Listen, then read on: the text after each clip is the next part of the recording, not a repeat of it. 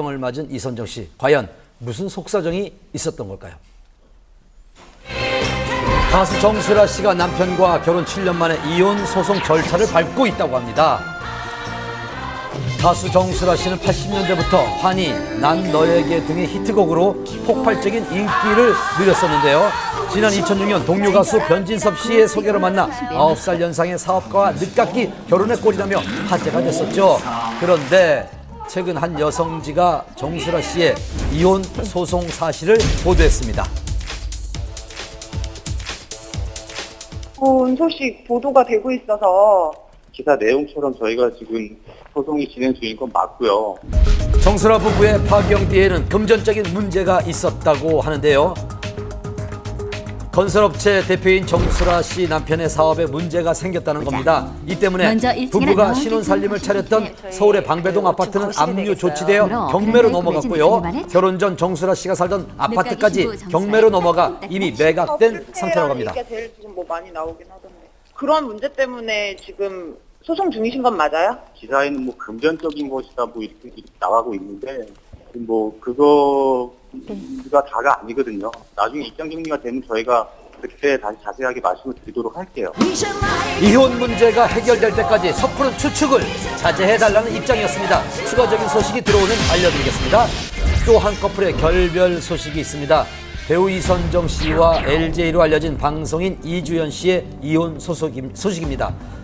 95년 김부용의 풍요 속의 빈곤 일대 만보걸로 데뷔하며 얼굴을 알렸던 이선정 씨는 이후 청춘 시트콤의 엉뚱한 매력에 카페 주인 역을 맡아 큰 인기를 누렸었습니다.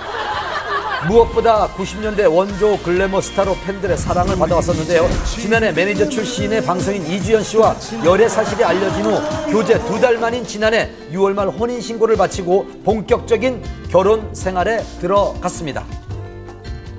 연애가 아니라요. 처음 만난 것부터 포함해서 45일 걸렸어요. 나는 기간 중요하지 않고 혼인신고하자. 결국 이걸 사인하는데 갑자기 눈물이 막 나는 거예요. 이틀 동안은 진짜 굉장히 많이 울었어요. 초고속으로 결혼에 꼴이 나며 행복한 결혼 생활을 이어가는 듯했던 이 부부의 결별 이유는 무엇이었을까요? 워낙 두 사람이 교제 기간이 짧았고 급하게 결혼한 감이 없지 않아 있었던 것 같습니다. 두 사람이 맞춰가는 도중에 서로 맞지 않는 부분을 인지하게 됐고 작년 10월에 이혼한 것으로 전해졌습니다.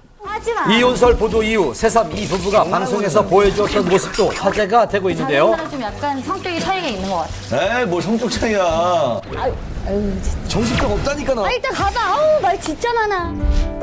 이주연 씨는 지난 7월 SNS를 통해 이혼을 암시하는 의미심장한 글을 게시하기도 했습니다. 현재 두 사람 모두 일체 외부와의 연락을 끊은 상태입니다. 전원이 꺼져 있어 음성사서음으로 연결되며 이혼 사실이 알려지면서 이혼 후에도 두 사람이 방송에 부부로 출연한 것이 아니냐는 의문도 제기되고 있습니다. 이혼했다는 얘기도 나오고 있는데요.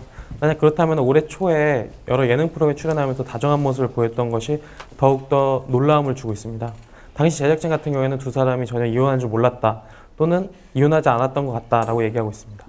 아직까지는 의문에 쌓여있는 두 사람의 결별, 하루빨리 아픔을 딛고 다시 만나기를 바랍니다.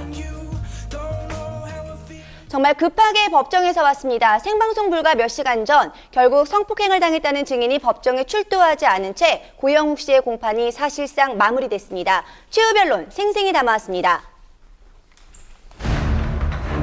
징역 5년, 신상정보 공개 고지 7년, 전자발찌 부착 10년형을 받은 고영욱.